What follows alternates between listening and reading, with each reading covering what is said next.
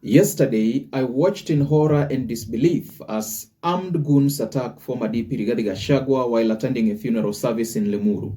If you still doubt it, then take it from me that it is William Samoei Arap Ruto who orchestrated this premeditated attack against an innocent man, Rigathi Gachagua, who was simply attending a burial service. The devil seemed to be working overtime against Rigathi Gachagua, but shortly after that, William Ruto's hitmen unknowingly exposed 4 secret step-by-step procedure of how Ruto intends to destroy Rigathi Gachagua. It is now declassified, badly exposed. 3 days ago, I made a video of the deadly state machinery that William Ruto has now deployed to wipe out Rigathi Gachagua from the face of the earth. And guys, you cannot afford not to watch that video. I have dropped a link to that video in the comment section below and also in the description of our today's video. After watching today's video, please go over to the comment section or to its description to find the link to that video which I had made 3 days ago. Today I want us to look at the now exposed 4-point procedure of how Ruto is materializing his plan of destroying Rigathi Gachagua, the armed men who have been deployed to follow and harass Rigathi Gachagua wherever he goes. And towards the end of the video, I will make known to you a hitman and a hitwoman who have unknowingly and ignorantly exposed their boss's secret plans. And without any further ado, let's get into it. Procedure number 1. William Ruto intends to spy the heck out of Rigathi Gachagua. Ruto desperately intends to spy on every bit of Rigathi Gachagua's life, and this forms the first procedure.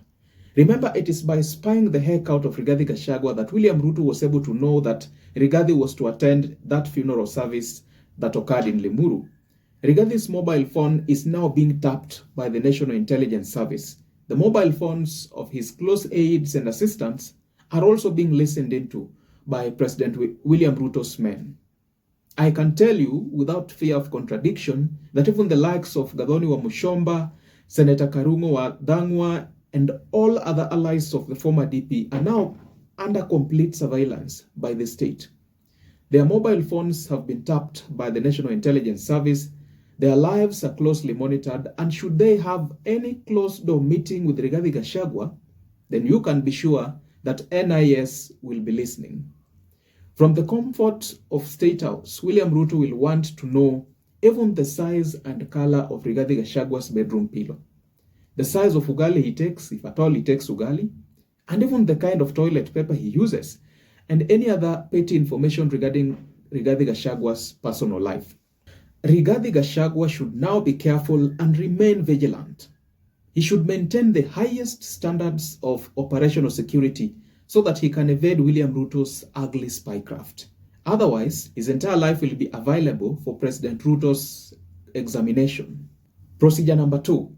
After William Ruto has spied over Rigathi, his hitman has exposed the second procedure, that is to send goons to disrupt Rigathi Gachagua's public gatherings and engagements anywhere in the country and abroad, and also to destroy his vehicles and accessories of traveling, and most importantly, to scare the hell out of the person of Rigathi Gachagua. William Ruto is traumatized by the fact that after impeaching his deputy, Rigathi Gachagua is now living his best life and is enjoying a lot of influence and support of his Mount Kenya backyard. William Ruto knows that Rigathi Gachagua is currently unstoppable, and the only way to challenge his influence is by using goons to destroy his gatherings and engagements. What we saw yesterday in Limuru was a script well written and well executed, and I won't be surprised to see more of that against Rigathi Gachagua in the coming days. It is very unfortunate that President Ruto is using the same script that was used against him when he was deputy president. Ruto is such an unforgiving man. I'm not so sure how Rigathi plans to deal with this, but the water has already been poured on the ground. It's all messy. Senator Karungo wa Dangwa claimed that yesterday's event was an attempt on Rigathi Gachagua's life, but I disagree with him. William Ruto cannot afford to kill Rigathi because this would be a political disaster, and the president understands it quite well. Procedure number 3. Blame it on Rigathi Gachagua. Now here is how it happens, and it is the most painful part. William Ruto has put Rigathi under surveillance so that he can know when and where to send goons to disrupt his rallies and gatherings. The president then uses his bloggers, puppets, and sycophants to blame it on Rigathi Gachagua. I want to show you a few of these useless bloggers and puppets who, after William Ruto had sent goons to attack Rigathi, they began blaming the former DP for the incident. For your information, these are the very same hitmen and hitwomen who, unbeknown to them, have exposed badly the procedures that are now being used by William Ruto on his former DP Rigathi. Now, these are the reactions from Didmas Baraza, and I quote, "I strongly condemn any form of violence, especially during funerals, which should be moments of respect and unity. However, the incident involving former Deputy President Rigathi today appears to have been stage managed to gain public sympathy. During his time in office, Gachagua was often criticized for using tribal rhetorics that fueled division rather than fostering national cohesion. As a former leader, he should strive to promote unity and reconciliation, ensuring his actions and words reflect the responsibility of someone who once held high office. Rather than engaging in tactics that risk further polarizing the nation, hii ni mchezo ya taoni." There's another useless William Ruto blogger known as Naomi Githinji, and she's another hit woman who, by working for his boss and unknowingly, exposed his tactics. Here is what she said, and I quote, "Rigathi Gachagua's script. Number 1, there are security agents in unmarked cars who have been following me wherever I go, quote unquote. Number 2, again, quote unquote, all my security has been withdrawn by the state. Number 3, his people today, that was an assassination attempt. Even if you have an IQ of a banana, you can connect the dots." End of quote. If you look at this carefully, then it is essentially an exposure of what the president and his team is doing or has planned to do to harass and destroy Rigathi Gachagua completely. Another useless blogger is this one, and I quote his statements with regard to Rigathi Gachagua's attack in Limuru yesterday. Beginning of quote, "Rigathi has been chased like a stray dog in Limuru. I wonder which Murima he is having under his control. President Ruto already made it clear that this country will have no room for tribalists and people who seek to divide us along tribal lines. Akuje Kondele hata." Procedure number 4 and the final one. Brand Rigathi Gachagua as a criminal and an enemy of peace.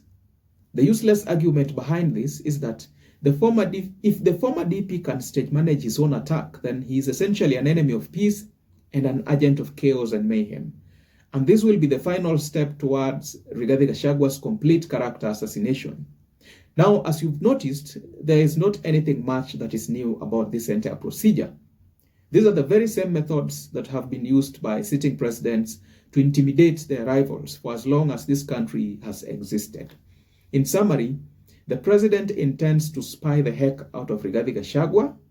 And number 2, the president intends to send goons to disrupt his public engagements and thereafter blame it on Rigathi Gachagua.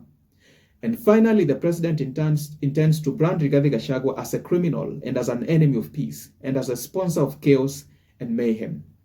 At the end of the day, guys, this is just but my opinion. Do let me know your thoughts and opinions in the comment section below. Don't forget to like, subscribe, and hit the notification bell for more informative content such as this. And in the event you're watching for the first time, please go over to YouTube and search for Patrick Odero. You will get a ton of content of this magnitude. And if you like this information, please find a link to a similar video in the comment section and also in the description of this video. Cheers.